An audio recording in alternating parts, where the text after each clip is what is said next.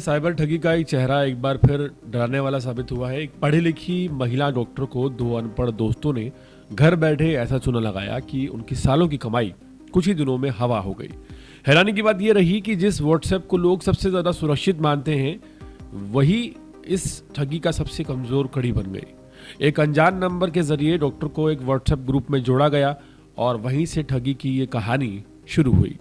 Group में रोज़ाना share market, निवेश और मुनाफे की बड़ी बड़ी बातें हो रही थी। कुछ लोग खुद को स्टॉक एक्सपर्ट बता रहे थे और एक खास मोबाइल ऐप के जरिए इन्वेस्टमेंट करने का भरोसा दे रहे थे। शुरुआत बेहतर शातिर तरीके से की गई। डॉक्टर से कहा गया कि पहले छोटा अमाउंट लगाइए, रिस्क कम है। महिला डॉक्टर ने थोड़ी कम रकम लगाई, फ़ायदा प्रॉफिट दिखाया गया, पैसे बढ़ते देख उसे भरोसा हो गया। इसके बाद अलग दाव खेला गया। डॉक्टर से 2 लाख रुपए की इन्वेस्टमेंट करवाई गई 11 ट्रांजेक्शन्स में।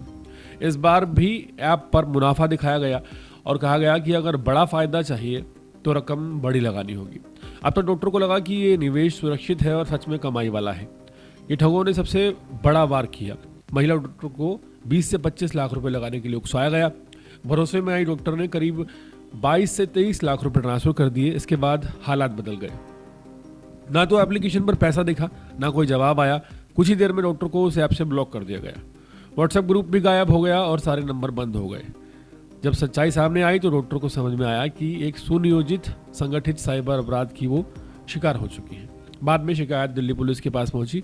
जांच में पता चला कि ठगी का ये खेल घर बैठे मोबाइल और फर्जी ऐप के जरिए खेला गया है। ये मामला एक कड़ा सबक है कि अनजान ग्रुप, आसान मुनाफा और दिखावी प्रॉफिट आज के सबसे खतरनाक जाल बन चुके हैं। दिल्ली में साइबर ठगी का जाल किस तरह लोगों को अपने शिकंजे में कस रहा है, इसका एक गंभीर उदाहरण शहादरा जिले से सामने आया है। फर्जी स्टॉक ट्रेडिंग ऐप के जरिए एक महिला डॉक्टर को मोटे मुनाफे का लालच दिया गया और धीरे धीरे उसका भरोसा जीतकर उससे 22,70,000 रुपए की ठगी की गई। मामला सामने आते ही पुलिस की शाहदरा जिला साइबर क्राइम ने जांच पड़ताल शुरू की। ठगी की इस चेन को तोड़ते हुए पुलिस पहुंची हरियाणा के हिसार।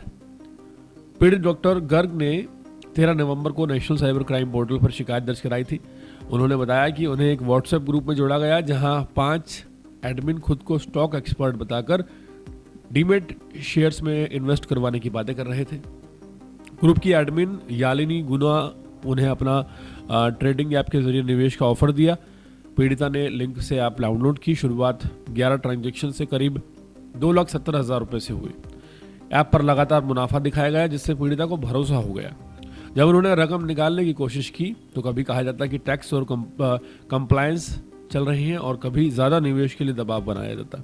इसी दबाव और लालच के चलते कुल 22,70,000 रुपये ट्रांसफर करा लिए गए। इसके बाद अचानक इस ऐप पर पीड़िता को ब्लॉक कर दिया गया और नेटवर्क पूरी तरह से तोड़ दिया गया।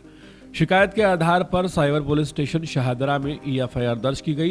इंस्पेक्टर श्वेता शर्मा की अगुवाई में बनी टीम ने बैंक ट्रेल खंगाली तो पता चला कि रकम बैंक ऑफ महाराष्ट्र के खाते में गई है, जो कि हरियाणा के हिसार निवासी समीर के नाम पर था।